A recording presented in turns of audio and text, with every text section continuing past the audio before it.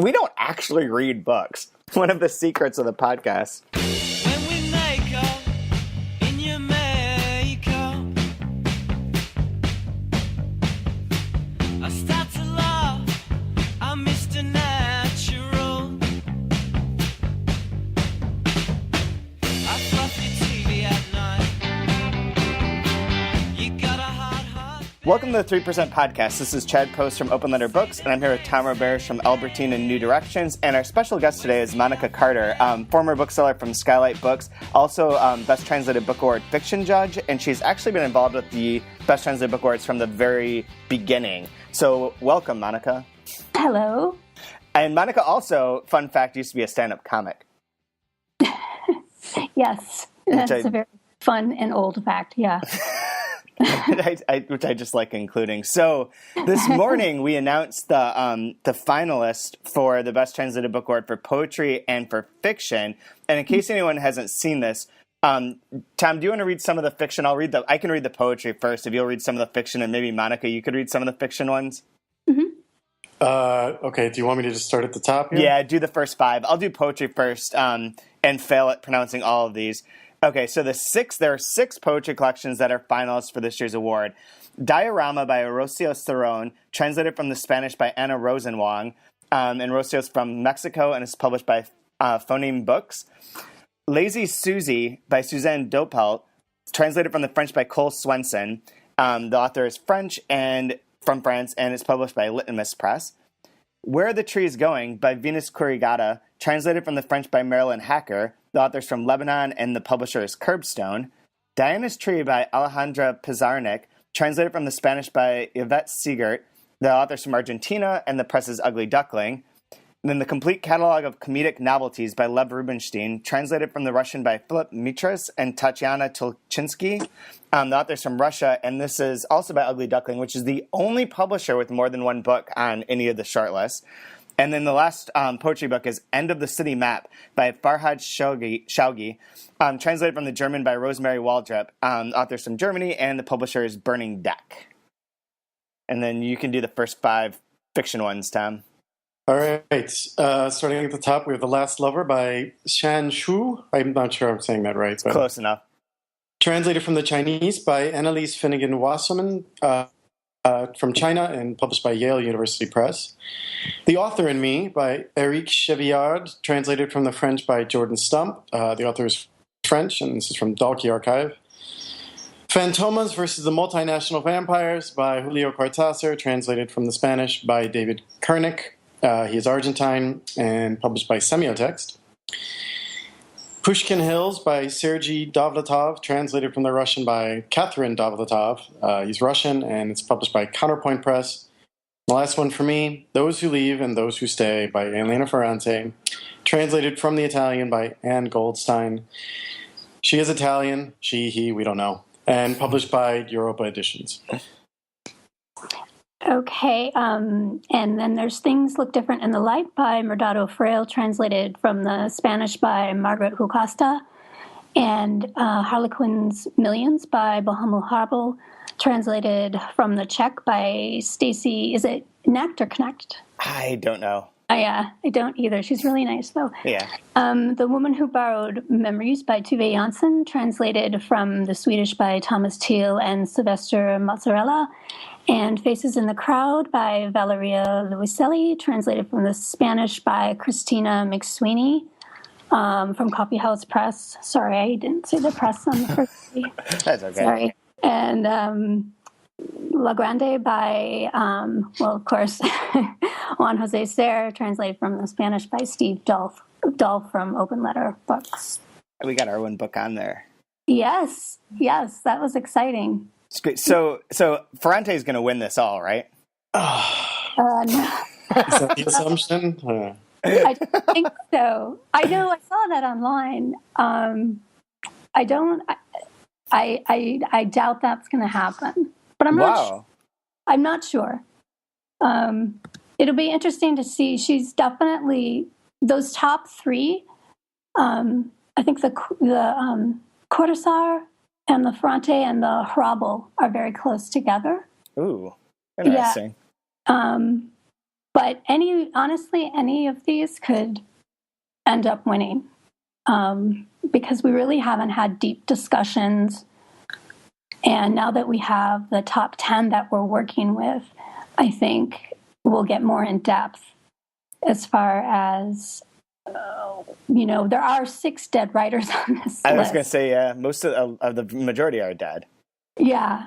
And that I don't know if that will factor into it, at all or not. I think that might come. I bet that will come into this discussion a little bit. Yeah. Can I ask, is that only because the desire is to give it to a living author? Or? Well, I think that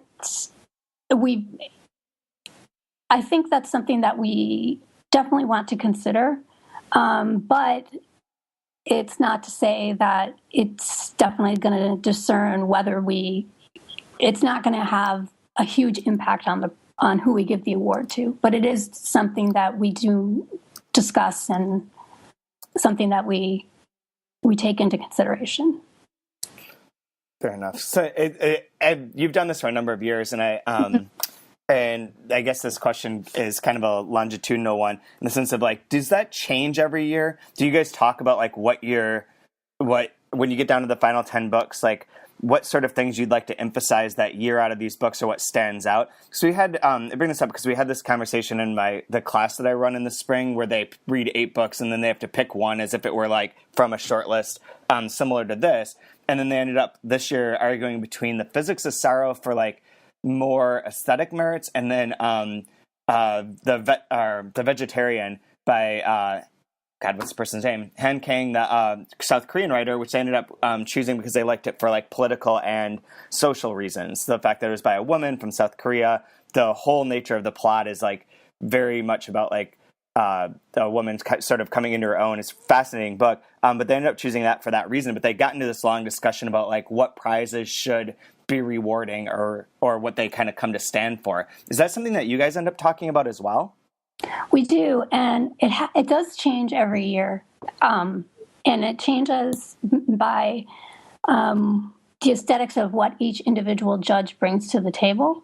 Mm-hmm. So I know that we do like style and content.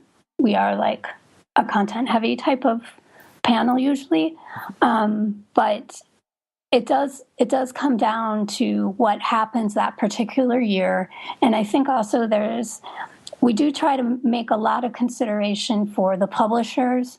We don't want to always have the same publishers on the list. We try to, and this year in particular, we made a really big effort to include a very diverse. And or exclude Tom. No, but we've also in the past been very good to certain publishers. So, if it wasn't a personal slight, but we did also try to focus on, one of our biggest focuses in the past few years has been also to include more women, and that is also with the translators as well as the authors. Translators, it's a little bit easier, but right. With authors, obviously, it's a bit more difficult. And oddly enough, 3 of the living authors are women. So that's interesting. The poetry list is 4 women and 2 men as the writers. I didn't look at the translators, and you guys are 6 and 4, so it ends up being exactly even, which is kind of nice. Yeah, I think so. I mean, I think we have a very well-rounded list. We also I know one of the things is we try to be diverse in the country and language. We've been guilty before, I think, of being heavily European or Latin American. Right. And so we do try to, we were really, really close to having Grandma 19 on the list. Yeah, and that was a favorite among, it was on almost every judge's list, but it was farther down. but it continually was in the conversation, and it missed by like 1 or 2 points. Wow. Yeah, it was a really, yeah. So that was, I think that was like a one at the end where I was kind of sad that it's like, oh well, but it's still an excellent book, and it didn't quite make the cut, but still a worthy book. But we did want to have kind of that the African, the country, even though it is, has been a Spanish language book. Right. Tim, you wanted to ask about the the free pick ones, right? Oh, yeah. I mean, in case anyone doesn't know, I don't know the exact process, but I do know that several slots are reserved for the long list for each judge, if the book isn't already on there, gets to pick a book that doesn't have to go through the vetting or whatever. It doesn't have to be judged and voted on. They just get a wild card slot. And I'm curious if any of these books on the short list of 10 were one of those books that had one champion and then gained the support of everyone else. There was one particular book. It's a collection of short stories, and it's Things Look Different in the Light by Mercado Frail, and it's put out by Pushkin Press. And that was a judge had mentioned that book, and then we noticed it was in for the long list. Obviously, it was running. The translator, Margaret, had another book on the list, and there was discussion about, should we swap one book for the other, because the author was dead and the other author was living, and the other author would obviously have a chance to come back. But that was a book that came out of kind of right out of just somebody's personal pick, and one came heavy in the last few, like the last month or so, and people got on board with it. So we were really excited. It was, I think, a big surprise to a lot of the judges. That's interesting. Yeah, which is nice for us too. Yeah, after you read all those books to find one that you had maybe overlooked or just hadn't spent enough time with, and then have that pop up seems to be a nice reward. Right. If there's one, so I've read the Cortázar, the Rabel, the Luiselli, and the Si&acirc, which is pretty bad. Out of those other 6, which one should I read? Oh, well, you should read all of them. Okay, how about 2? 2, gosh, I hate to.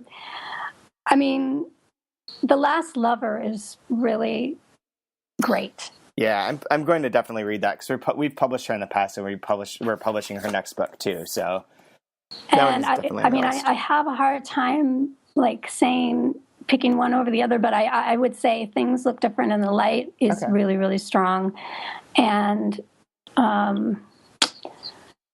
I personally like this is the one that ended up on almost everybody's list too, was the Tove Jansson.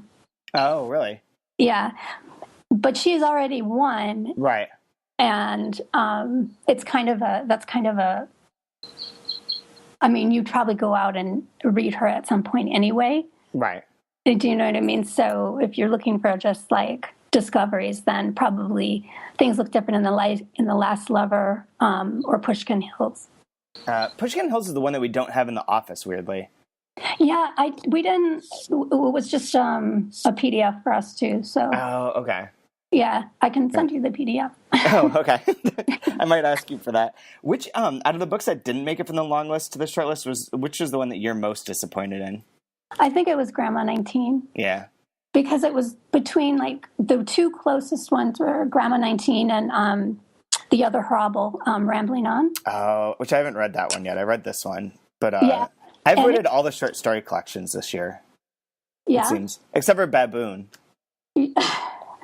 Well, Rambling On is great, but obviously, it's hard. You don't want to really have two of the same author, but you can't also say, well, we're not going to put it on there if everyone voted for it. Right. But it was also, I think Grandma 19 was the biggest, for me personally, the biggest disappointment. That would have been great for Biblioasis too. They're a Canadian-based, Ontario-based, Windsor-based press.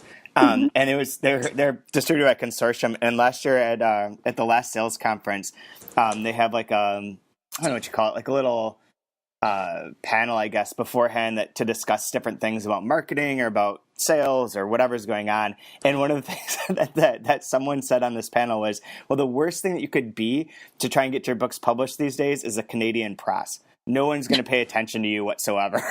There's like probably 8 presses in Consortium's catalog that are all based in Canada. So I think for all of them, it was just like this momentary, just dark sadness of like, well, then what's the point? So I think that they would have been nice for them. So yeah. Nevertheless. And I think the translator, Stephen Hennigan? Yeah, Hennigan tweeted about the last blog post, because that was the last blog post about why this book should win. And he said that it's almost like winning, saying that somebody should win. Yeah. And, it was like, oh, but it's really a really wonderful, funny, playful book that I think it's really accessible and could reach a lot of readers. And also it's really interesting.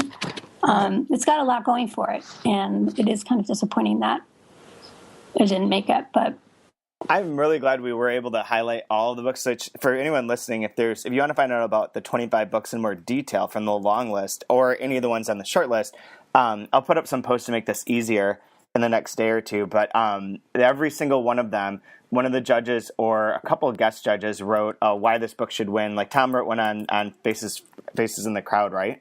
Yes. Yeah. And they wrote about like why this book deserved to win. So it's actually a better way of like getting information about the books than just like the fact they're on the list, to actually get some insight into which one you might want to read, might want to check out. What's really good about the fact that we covered all 25 is that last year we screwed up and didn't get all the poetry ones in, and the one that was left out from the long list didn't make the short list, or it was on the short list and it didn't win. And the author was very upset about this, that they had been like left off of the why this book should win, that clearly it was like a fix, that we had like, we knew that she wasn't going to win, so we had left her off on purpose, like all sorts of anger. So I'm really glad we were able to get at least the fiction together. Wait, I'm not.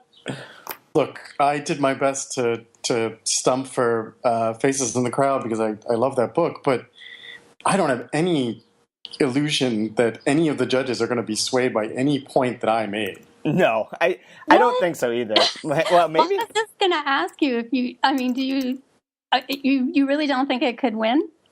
I think it might be able to win, but I don't think anything I said in that post will change whether or not it was going to win or will win. I think it's more for, trying to convince readers to read the book. That's what I thought too. That's why I was glad that we covered them, just because I didn't want another situation like last year where I had to explain to someone like, no, these are completely not related. The judges are doing judgy things. We're doing marketing things. Right. I mean, maybe I brought up something that they never thought of before, but I mean, it seems unlikely. I would like to believe I had influence, but I don't suffer that illusion. I said this before we started actually doing the podcast, but I wrote the one on Paris yesterday, knowing full well that it was not on the short list because I'd seen the short list. And nevertheless, like we had that contest where if you pick the 10 books out of the 25 all correctly, then I'll give you like a year subscription, which I have to bring up, Tom. You have to remind me to mention something at the end of this about another contest we did. But out of all of the guesses we got, and we got probably a dozen, which isn't that many, but there's a decent number of people who just read that post and wrote in. No one got more than 8, but every single person included Paris.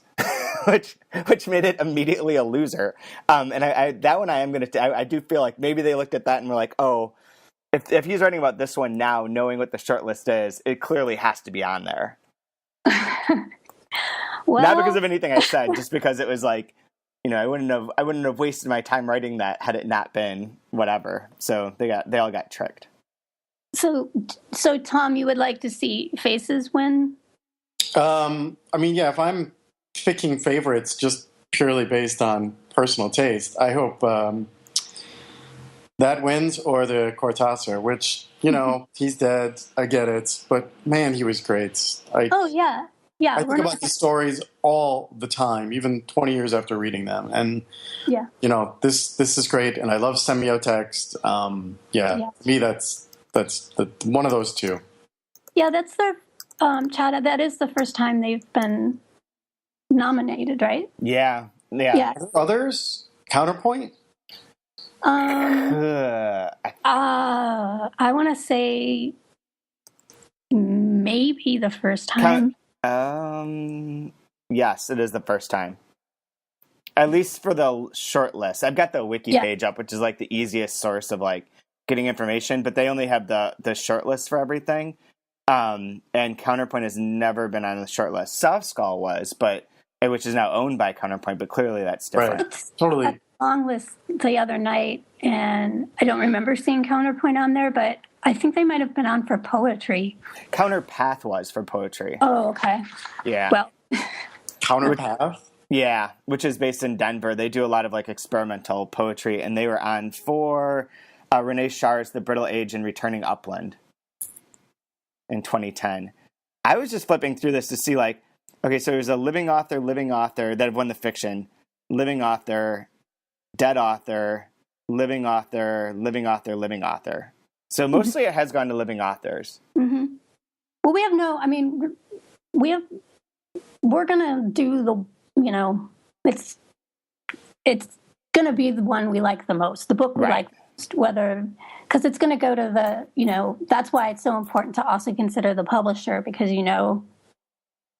that it's likely that it will go to the publisher, and you want it to go to somebody who, I think, So here's something interesting that I'd never noticed before. You know what has never won in fiction or poetry? A book translated from Spanish. There are 3 on this list. 4. Yeah. 2 from Argentina, by the way. Yeah, I think there's 4, isn't there? There's the 2 Argentina, Spain, and Mexico. Mm-hmm. Oh, wow. So it's got like the real legitimate chance. You know what I'm not seeing here either? Is did anyone from French ever win?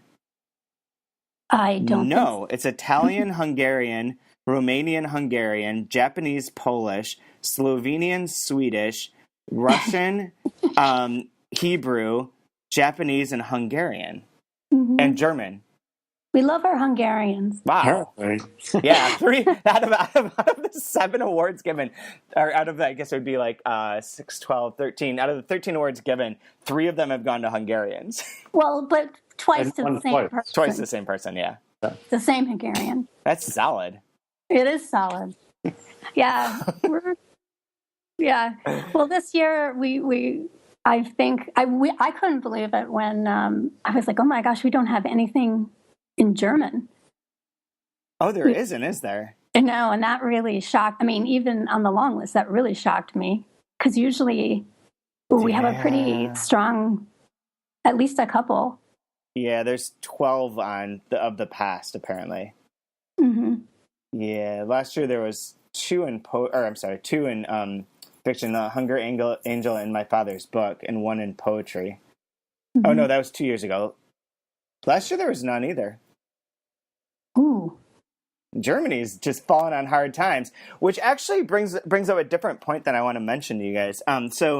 As it turns out, our listener and friend and fan, George Carroll, actually, and fellow judge, texted me yesterday to point out that the Independent Foreign Fiction Prize is being announced on the same day that the Best Translated Book Award is being announced, which is completely coincidental. It wasn't like it was planned, but it's kind of interesting that we both ended up, they're doing an event on May 27th in the evening, and our event announcing the winners will be at 2:30 in the afternoon on May 27th. So, and if things work out, it could potentially be at the same exact time. Anyways, Here is their short list. They only have 6 books on their short list. By Night the Mountain Burns by Juan Tomas Avila Loral from And Other Stories, and translated by Jethro Sutar. The End of Days by Jenny Erpenbeck, translated by Susan Bernowski, and published in the UK by Portobello, here by New Directions. Colorist Sakura Tazaki and His Years of Pilgrimage by Haruki Murakami, translated by Philip Gabriel, and published by Harville Secker. In the Beginning Was the Sea by Thomas Gonzalez, translated by Frank Wynne, and published by Pushkin Press. F, this is the German thing, by Daniel Kellman, translated by Carol Brown Janeway, and published by Quercus, and probably Random House here. And While the Gods Were Sleeping by Erwin Mortier, translated by Paul Vincent from Pushkin Press. Pushkin's ruling in this one, which none of those books are on our short list, or long list, for that matter. Yes, that's true. Which is kind of, at least 1, 2, 3... 4 of them were eligible. I think 5. I don't know about In the Beginning Was the Sea. I've never know. I've never heard of that book. Was it And the Night Burn? By Night the Mountain Burns. Yeah. Yeah, that one did get a little conversation, but it just there were just so many strong works. I guess not enough of the people felt that. Enough of the judges felt strongly about it. Yeah. I thought The End of Days would make it. What? I thought The End of Days would make a strong I run know this year. I listened to the other podcast, and that was like the only book you guys read. I know. Yeah, that's true. Someone that didn't make it, and I was like, oh, okay. We don't actually read books, which is one of the secrets of the podcast. It really just, I don't know. It just didn't have staying power in any of the final conversation. And I don't know why that is. It's a dark book too. Yeah, but a lot of these are pretty dark. This is true. I don't think we turn to these sorts of awards for uplifting narratives, although the Cortázar is, sort of. Oh, it is. It is. And so was, Grandma 19 had made it. It was also... it's probably why it's funny, if not uplifting. Yeah. Well, The Author and Me. I was going to say, that's supposed to be pretty funny, too. That's the other one that I'm excited to read soon, once I can... That would be my advice. I mean, mind you, I have read it, and I haven't read a lot of these other ones, but I think you, in particular, will like it. Yeah, and I have a copy now. I had to send one to one of the BTBA judges, but I found another one, so I have it. So that one's at the top of my list. After I finish reading all the stuff for you, Tom. Oh, right. You're up next. I have to finish one more book for sales conference, and then it's all the French stuff. Yeah, have fun reading all those biographies. Well, I only have to read the one, I suppose, right? That's right. Yeah, you did publish the other one. Publish the other one, I know that. But then also our book, Apocalypse Baby. Oh, right. Still doing that. Yeah. So real quick, out of the Independent Foreign Fiction Prize ones, do you guys want to pick a winner for this? Just out of curiosity. I've only read the Murakami and the Erpenbeck on here. I do not like Daniel Kellman, although someone tried to convince me that F was really good. So maybe, but I'm not a big fan of his. And the other ones I just don't know. Trying to see if I know any of these. Hold on. I'm going to bet The End of Days wins. I would say The End of Days or the And Other Stories book. By the Night the Mountain Burns. Yeah. That one, I have that here too, but I haven't read that yet at all. It's good. They publish really good books. Yeah, they do. And it's a good book. I would say between those two, but what do I know? I'm going to vote the In the Beginning Was the Sea. Oh, okay. So we have 3 of them covered. The one that we don't know, that I don't know anything about. Although, I believe, if this is the right book. It's got a nice opening. Death in Paradise. Sea, sex, and a sinister downward spiral on a Caribbean coast. Oh, I love it. A satire of hippieism, ecological fantasies, and the very idea that man can control fate. Yeah. Have you read that one? No, but I've seen it around. I don't know why or where, but I'm trying to look it up, and I can't. The link just goes to the same page I'm on. They're Pushkin, if they're listening, their website could use a little help. Yeah, I would agree. This actually was not eligible for the Best Translated Book Award. It is not eligible until now because it came out in February 2015. Right. That's why it's one of the reasons I'm not familiar with it. It just wasn't, the timing's off. It's one of those US things. How is that, by the way, digressing a bit here, but Monica, how is it living in London now and seeing all the weird different pub date things? Is that and being a judge, is that confusing or enjoyable, or what's it like? I mean, it's yeah, it is a little confusing, or it's kind of like, oh, I've read all these books already. Like now they came out in the US and then I got them here and now they're coming out in the bookstores here. So I'm like, oh, that's what their version looks like, or that's what it's going to look like. And it's interesting to see how they sell here, just from, what the booksellers recommend and, just how looks like the stack is sold or something like that. But, and I like to read, obviously, the reviews and the TLS and the London Review, but it's just like, it does get confusing sometimes, and I'm thinking, did I read this book already? Because they can be, the names can be similar to some book that you already have read, but you actually haven't read. And but I like it a lot here. There's, you do get there's a lot of translation events, so you do get to hear, like, if it hasn't come out yet in the U.S. and it's come out here, you do get to hear, the translators talk about their work on a particular novel before you actually, get it, which is nice, So that's really cool. Are there any big differences that you've seen between the bookstores in the UK and the ones that you worked in here in the States? No, I mean, they seem a little bit smaller here, but that's only because, it's more expensive. They have smaller space. It's more expensive, depending on what city you're in, obviously. But not really. I mean, I think translation might be a little bit easier to find here. Okay. Because it's not such a. I don't think they separate it as much. And authors might be a little bit more. Other authors might be a little bit more well known here than they would be in the States. Unlike someone might know, a Kanzu here, where I don't know if they would necessarily immediately know that in the United States. Which I want to point out that we did, because this was a thing on Facebook, we did put her under C because according to someone, that is the correct Chinese way of doing it. However, this is a pseudonym, so it's not really... I think in every place, in every store, it's under X. Yeah, it means dirty snow. Right, and it's actually one word, I believe, too. Yeah. Which to make this all super confusing. But I did do it. So I put them in the bookstore, I put all Chinese names under the first name. The first name as it's written. It depends on what, but sometimes the publishers will flip them, though, and will put them with the last name first name second. Not in France. Oh, yeah. Not the majority of French. I mean, most what I'm shelving from Chinese is in French, so. Right, that's true, yeah.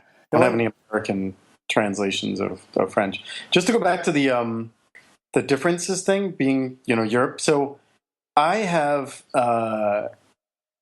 this weird experience, like once a week, where somebody will come in, generally an American who happens to read in French, and they come in and they're like, "Do you have this new Perec book, but in French?" And I'm like, "New Perec book?"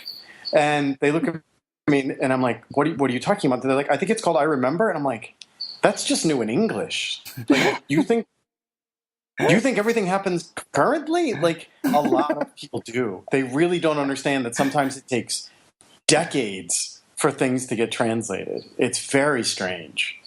I don't know why people think that is the case, but my God, it's really not. That's weird. It is really weird.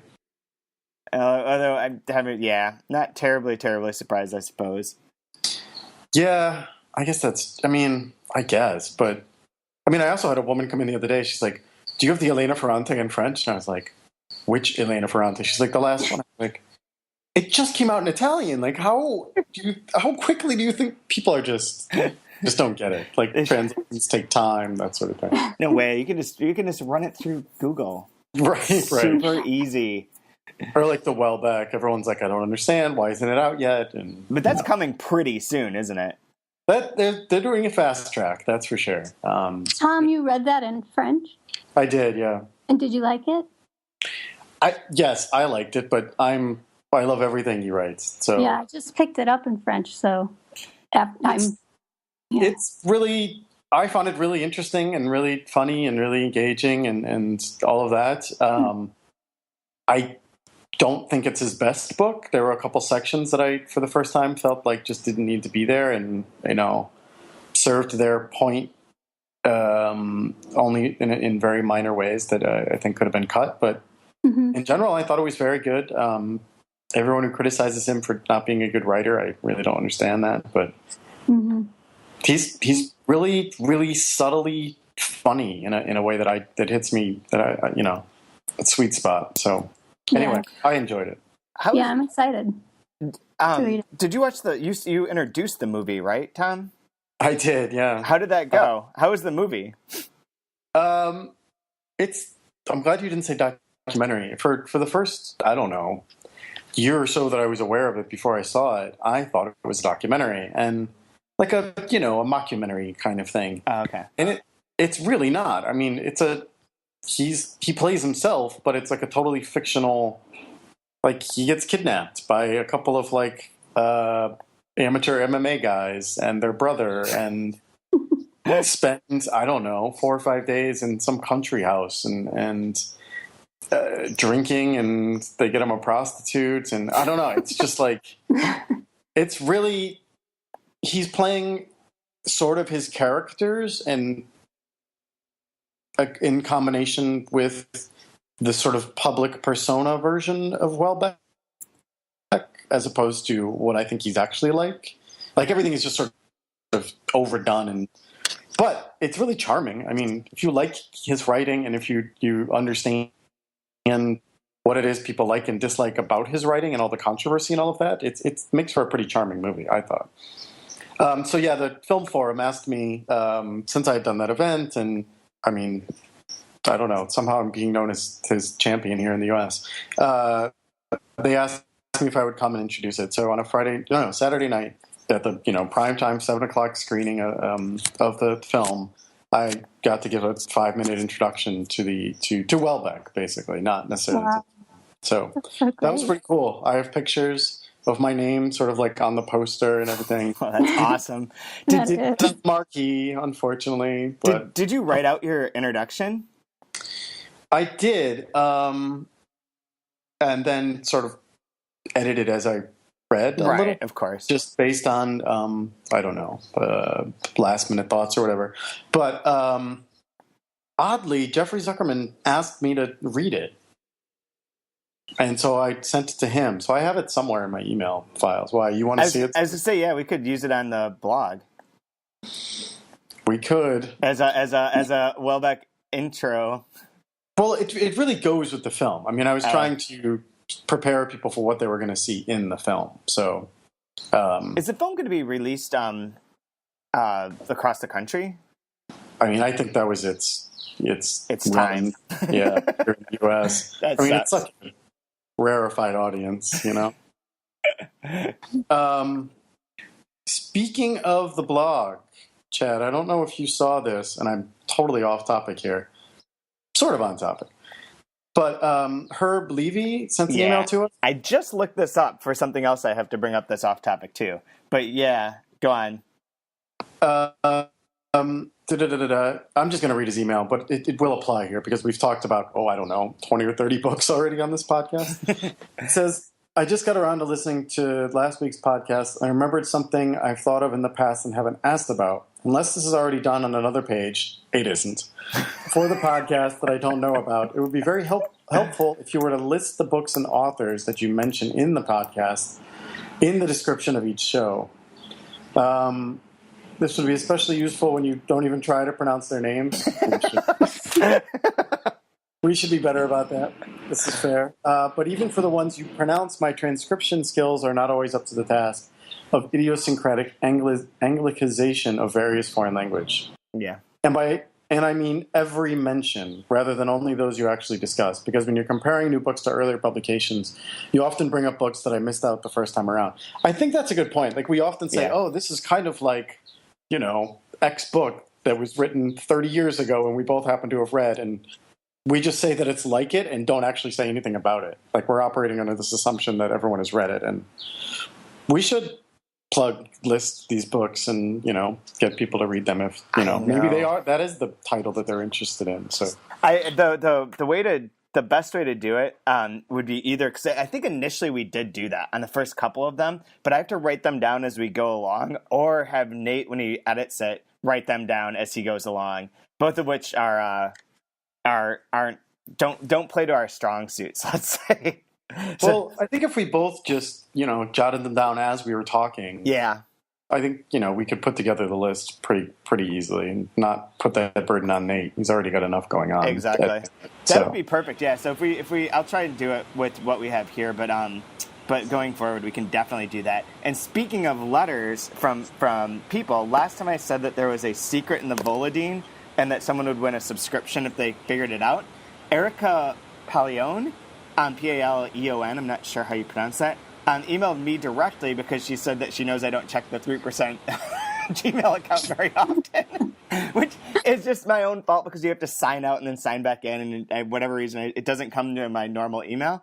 Anyways, she said that she had a guess, and her guess is that I made up the imaginary character, the quote on the front of the book, because the person who gave the quote, Maria Clementi, is a character within the Volodine universe, which is absolutely correct. That quote does not exist. Maria Clementi does not exist. That whole thing is completely invented. So so Erica wins. Wow. And not only did she go through, so her email is not super long, but she's like, I think that this is that you made up the quote from the imaginary character Maria Clementi that you put on the cover of the book because she's a heteronym of Antoine Volodine, and then she started she has references to all the various places that Maria Clementi has been referenced online. So she believes that she is just a voice of one of the many collective voices of Volodine. Either way, you've gotten me quite interested in this author. Thanks for your podcast and the website. So you win, Erica. You win and you rule. You win. I've mentioned that to like tons of people, and no one brought it up until now. Like even all the people at Winter Institute, who you would think the one of them would just be like, oh yeah, well obviously, and maybe they do know and they just haven't told me, but I'm glad that someone figured it out. To come back to the BTBA real quick, so that it's on record. So the announcement will be Wednesday, the 23rd at 2:30 p.m. during Book Expo America on the East Side stage of the Jacob Javits Center. They're doing 3 translation programs at. Well, they're actually doing more than that, but they're doing 3 translation-related programs at the East Side stage during BEA. This one, and then one the next morning at 11. Which would be that Thursday morning. I think it's at 11. Oh, come on, Chad, get to the right page. It is at 10:30, actually, called the Translation Buzz Panel on Adult Fiction. And then the one on Friday morning at this East Side stage at 10:30 a.m., that's the Crime Translation Buzz Panel, which you will be moderating or moving along since it's all of 20 minutes. So basically people are going to present, I think 5 publishers or 4 publishers will each present a book that is like their big book that fits into this realm. And I'll have all those details next week because I've got like 42 emails sorting out who is doing what that haven't opened yet. And then the other thing is that Wednesday, May 27th, we'll announce the winners at 2:30. And then at 5 o'clock, we'll be gathering at the Folly on 92 West Houston Street to drink and celebrate. So if anyone listening is interested, just come. We don't have a budget to buy everyone drinks, so you have to buy your own drinks. However, it'll be all the people that are interested in this will all be there. It should be fun. We did it last year at a sort of sister bar of the Folly, and that was pretty great. And Krishnahorkai was there. Yes, he was. Maybe we could get Valeria out for this. I was just going to tell you, I don't know if this affects the judging, but she emailed me yesterday and told me that she will be in Prague. So I don't think she would be there to accept her prize. Were she to win? Damn. I mean, maybe she's still in New York that day, but I invited her to something during BA that was on Thursday, and she told me she was going to be in Prague. So too bad. So maybe she doesn't leave till late Wednesday, But so hopefully that doesn't influence the judging. Right. The desire to have a. Now we have to change everything. If you had 3 living potential authors who could be there. I'm not even going to consult the other judges. Is Chevillard ever going to come to the States and do an event at Albertine? I have not heard of him making any plans. Okay. I have to be honest, he's not terribly popular in France, but that doesn't mean anything. I mean, he's not a bestseller or anything. Right, yeah. Which, hey, Volodine is, so... That's crazy. It is crazy. Like, he wins awards and has a pretty loyal readership. Yeah. I think once people get sucked in, they will get sucked into Volodine. But I don't think he'll be a bestseller here in the States anytime soon. No. Don't think so. Unfortunately not. So which book do you think is going to win, Tom? Which book do I honestly think is going to win? Yeah. Or which book do I want to win? Okay, you can answer both. I want, Valeria to win. I don't think she will, for whatever reason. And I don't think there's the gravity that the judges tend to look for. Call me wrong. I don't know. I honestly think that the Cortázar has a pretty good chance. Cortázar, it's not like there's been a new Cortázar in a long time. And he is somehow just, I think, outside of the canon here in the U.S., that he's still sort of seen as this outsider, rabble-rouser sort of person that we all would love to exalt a little bit more and get more people reading. It's not, he's not a household name by any stretch. So there's that. I don't think the Ferrante is going to win. Call me crazy. I don't think there really is a chance, but I feel like there's Ferrante fatigue. Am I crazy? I don't know. I think so. Like the Nose Guard? What happened with the Nosgard books? I don't know. You can't say anything about that? No, I can't. It just didn't get enough votes. I can't really say anything about that. Okay, fair enough. Yeah. I mean, yeah. I just think he'll be back. Yeah. Sure. He's only got 3 more books to go. Yeah. So. And they crank those things out, too, so. They do. They do. I fell behind, and now I have 1,200 pages to read to catch up. I know. It's so daunting. It really is. It really is. With the Ferrante, one quick question about that. I wouldn't be surprised if that won. I'm actually going to agree completely with you, Tom, that I would like Valeria to win. I think that either Cortázar will win or Harlequin's Millions will win. Really? Then my dark horse would be the Chevillard book. But with the Ferrante, is there something about this Ferrante that makes it more interesting than the other ones? I think this is like a Al Pacino Scent of the Woman kind of thing, where it's like he did all these great movies, never won, and then he wins for that one. It's like so, not that I think that this one is not good. It is good, but it's like she was kind of really good before too, and I think it took a long time for her to gain, acceptance here. Yeah. And also that the kind of book she writes is not really a kind of book that BTBA has always gotten behind. Yeah. I would say if Days of Abandonment were on here instead of one of the Neapolitan novels, right, it would probably have a much better chance. Totally agree. Yeah. But I don't know. I think these covers are also, no offense to Europa, but these covers are so chiclety. I know. It's always, why do women always have to be on a beach? I hate that. It's really, the her hair, white like, and the innocence. It's just too much. It's really too much. It really is. Did an end cap with like all covers like that, of like women with their hair up on a beach, because we just got so sick of people, publishers trying to sell to women like that. It's just, ugh. But anyway, yeah. So I know. I liked the old covers, like Lost Daughter, and Yeah. Yeah. yeah. It's. I think it just feels like we owe her, and not that. I mean, this one is great, and the translation is great. We can't forget that. Yeah.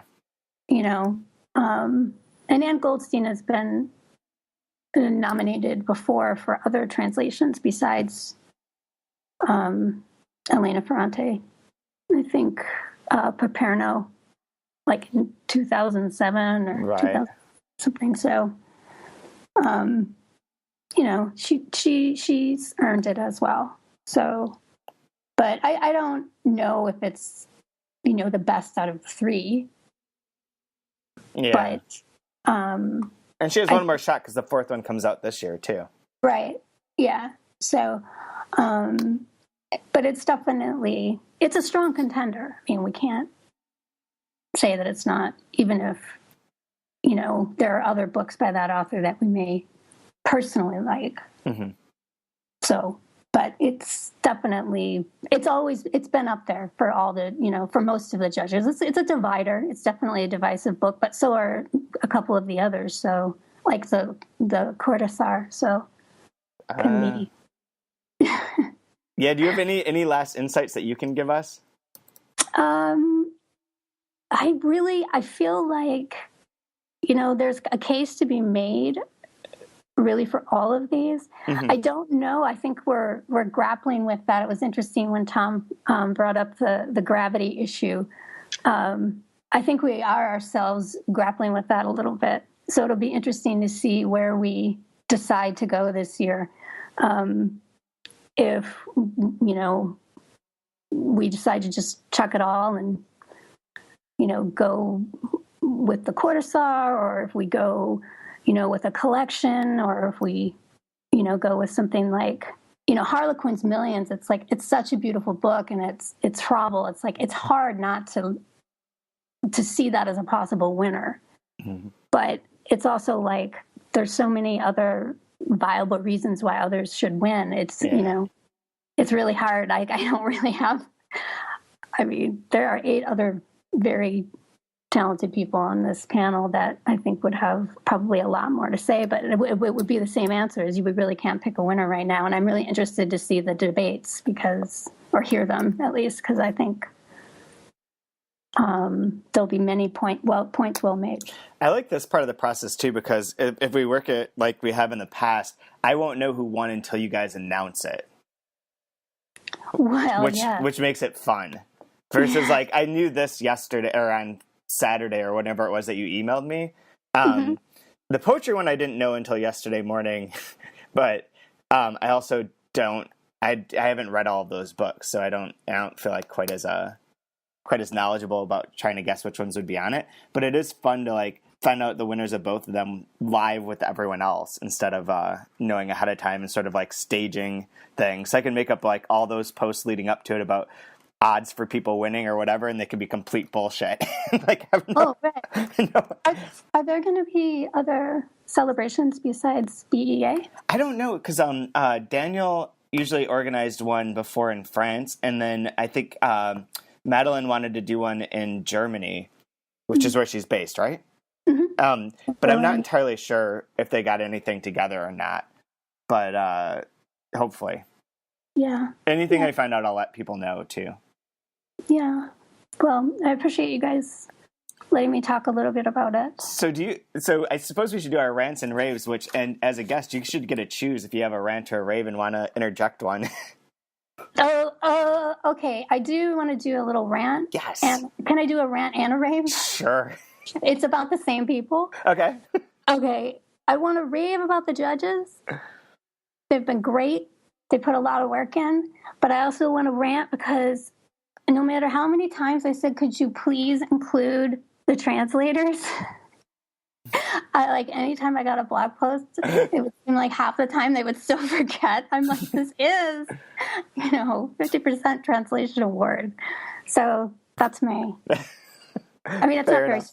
but yeah, they did a great job, but that's my only, please remember that. That's Nice. it. Yeah. Good call. Good call. Yeah. We do, in all the posts, everything always has the translator listed. Yes. Yes.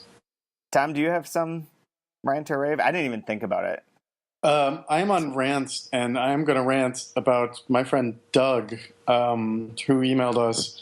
Friend and former colleague, I should say. He's a bookseller still at McNally Jackson. He emailed, when was this? The 24th. So about, week and a half ago or whatever. I think it was a Friday. About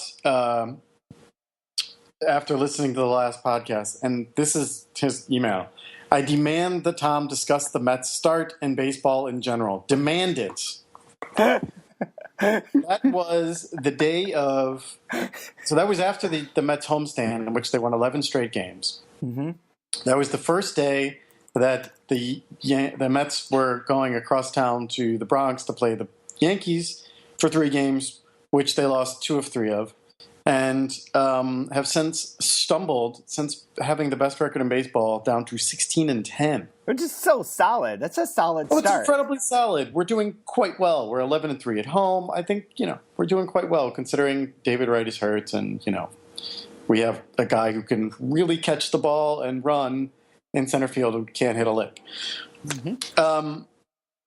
But, yeah, Doug, a Yankees fan, I should point out. Doug is from Chicago. And he chose And he the is Yankees? a Yankees fan since he has lived here so long. But will, occasionally when the White Sox are good, claim them as well. Like, how obnoxious is that? I agree that the rant should also, to build on your rant, it should be about the switching of allegiances of teams. Like, it's okay, I think, for people to change certain things. But, like, if you're a fan of certain teams and then you move to a different city, becoming fans of all of that team's cities, or all of that city's teams it's a little suspect to me. Yeah. I mean, yeah. Because then you always reach back into the past when that other team's doing well. Exactly. Like, It's that part. I very briefly, like when the Jets were in the horrible throes of last season, and there was, talk of us getting rid of Rex Ryan, which we did, but we hired Bowles and he's great. But, there was all this talk of like just totally revamping the team and like installing this team that I, wanted no part of. And I was like, the Jets are really bad. If I really want to just move on, I could become a Chargers fan. And I would be okay with that. But you can't look back. That's the problem. If you want to just choose a new team, so be it. But you can't look back. And you can't just like, you got to have a reason, There's got to be a lot. Like if you're a New Jersey Nets fan and they move to Brooklyn and you're from New Jersey, like pick a new team. That's fine. I don't care. I'm not going to blame you, But like I was a Hartford Whalers fan. They moved to Carolina, changed their name entirely. I didn't follow them. Like, no, you pick a new team. There are circumstances when it's warranted, but in general, like, being from Ohio and an Indians fan and moving to Chicago when you graduate college and becoming a Cubs fan, that sucks. You shouldn't do that. Cubs do not need more fans. Just generally speaking, the Cubs do not need more fans. They're fucking good this year, though. They're gonna be dangerous in the second half. How have they played 3 less games than everyone? Is it snowing a lot in Chicago? They got rained out against the Cardinals twice. Oh. I think that screwed everything up because the Cardinals have played fewer games than a lot of people too, and that's part of it. But yeah, they always, it's always raining and dismal on the north side of Chicago. Yeah, your team's slumping, right? Somehow the Cardinals just keep coming back. They're down 5-0 in the bottom of the first yesterday and won. They gave up 5 runs with 1 out in the top of the first inning and ended up winning. So I'm liking baseball a lot right now. Yeah. Although in relation to your rant though too, I never liked the teams that were around where I grew up, except for college. Like I liked Michigan State, and went there. But like the Tigers and all those teams, I didn't like the crowd mentality of the people from Michigan. and their liking of these teams. So as soon as I became cognizant of choosing of being able to watch sports in like a normal way and enjoy them, I tried to choose teams that were not local that I glommed onto and have rode for like my whole life, which is why I don't have a basketball or football like allegiances.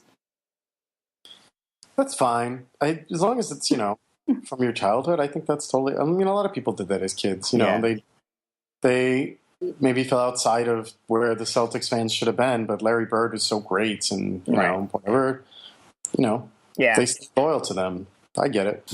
When you're a kid, you don't know any better. My son's become a Tigers fan for whatever reason. He's very. I think because my dad gets him like the Tigers kids pack thing. They have these things for all the teams where you can get like kids club, and they send you like a hat and a I don't know, like a backpack and a poster and all that. So now he just believes the Tigers are the greatest thing ever. Okay. Which, like, fair enough. This next weekend, actually, not this weekend. I guess it's 2 weekends from now. The Cardinals and the Tigers play, so we already have plans to like go to get wings and watch baseball with my dad as well. So it should be kind of fun. I was going to ask you. Oh, the week of BA, if we were going to go to a baseball game. Oh shit! Yeah, we got to figure that out. Yes, I would like to. I think that everyone else is out. I think it's just us. Really? Yeah, I'll email. Let's email everyone again because Stephen and Jeremy were like, "Well, we have other obligations, BA obligations to go to." I was like, yeah, I don't care. I mean, I know there's something going on tonight that I would like to go to, but obligation is by no means what it is. What is going on that Tuesday night? Yeah, there's something. Is there something important? No. Okay. No, not at all. I have a friend who might join us. He hasn't been to a game yet this year, so sounds good. Fun. Yeah, I haven't either. I'm not gonna. This will probably be the only time I can go unless I want to go to Toronto. So, have you been to Citi Field? No, I have not. Oh, okay. It's a fun time. Fun time. So before Nate cuts us off for too many sports things, we should probably wrap this up. And I was going to ask Monica, is there any book that you're reading now that you want to just give a shout out for? Not one related to the list, but anything that you're on about right now or excited about? I just got the I think it's Thought Flights by Robert Musil in the mail. Oh wow! Yeah, and I'm excited about that. I'm excited to read. I actually am excited to read Sphinx, but I haven't gotten it yet.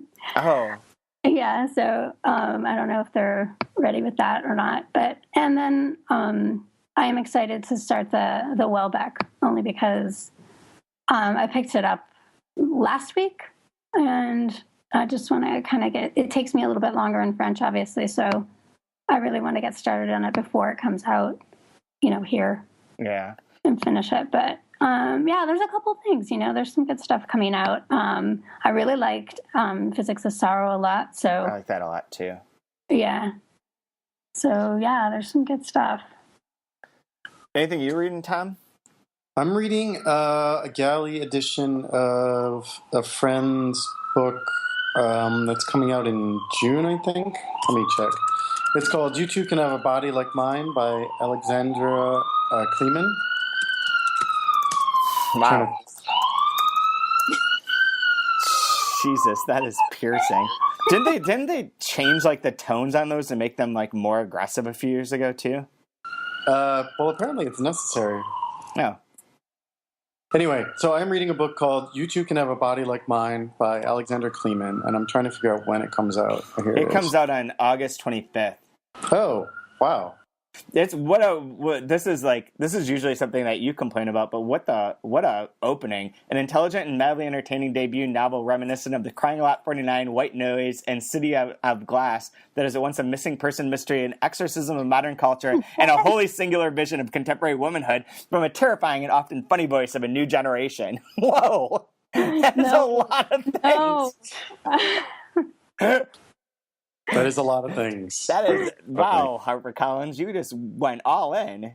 Yes, they did. Damn, that sounds pretty cool. But, I mean, to some extent, those things aren't wrong, I have to say. Interesting. Plot-wise, the voice is not anything like it, but plot and nuance in terms of those sort of like, sort of ethereal, sort of cultural wide mysteries that happen in those books. That's kind of what it is. So Nice. Very cool. So that's what I'm reading. That sounds pretty awesome. I'm enjoying it quite a bit. Are you going to read City on Fire? I don't know. I have a copy. Garth is a friend. I feel like we both should and have him back on here. Man, 900 pages. I'm holding out for, I have the old, not that I've had any time, but I sort of want the finished version, too, instead of the galley. I don't know why. But it's going to be hardcover. I know. It's going to be giant. 900-page hardcover? That does not sound fun. I could always get the ebook. You could always get the ebook. Read it while I ride my bike. Hopefully they'll do an audiobook version. That's usually what I listen to with these sort of things. I actually listened to the whole this is getting really long, but the last thing, and then I'll let you guys go. I listened to the whole of Gone Girl while we were moving. Which it was sort of perfect for moving, for boxing and lifting stuff, because there's no necessary, you don't have to pay attention to it, right? Like it's very plot driven and goes along in its way. But I'm curious now because I remember you hated that movie, and now I'm curious to see this movie and see what it compares to, because the book's not great, but it's not offensively bad. It's just not interesting. No, that's kind of what's the problem with the movie. Oh, okay. It's just not interesting. The plot twist happens so early, and then whatever. I don't know. Oh, really? It happens early in the movie? It's pretty late on in the book, actually.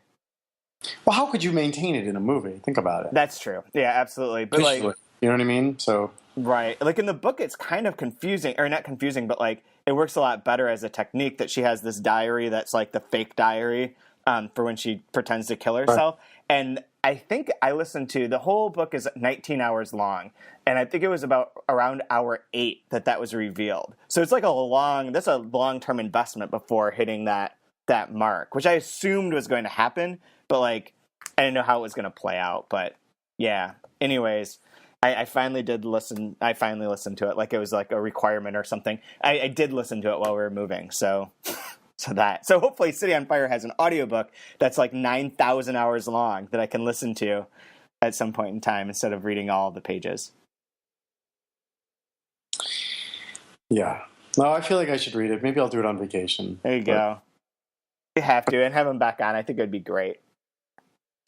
I don't know. We might be too small for him. Probably. We'll have to book him now. But anyways, okay. Well, I think that's all I have for now. This is a long podcast. Yes, it is. I'm sure Nate will find plenty of ways to edit out things he finds boring. Monica, thank you. Part. No, thank you so much for coming on and for giving us all the insights into the process too. Of course, it was really great to be on. Thank you, Tom, and thank you, Chad, for having me. No problem. Oh, thank you. Very fun. Okay, cool. I will talk to both of you soon. My computer also, I don't have my power cord with me, and it's at 12%, so we really do have to end before everything dies. Okay. So I will talk to both of you soon. Okay. Hey, take care. Bye. Say the name, and they disappear. Oh, Natalie, we sparkle, but you want to take it gradually. I've been thinking about the way to hell and this carpet under me.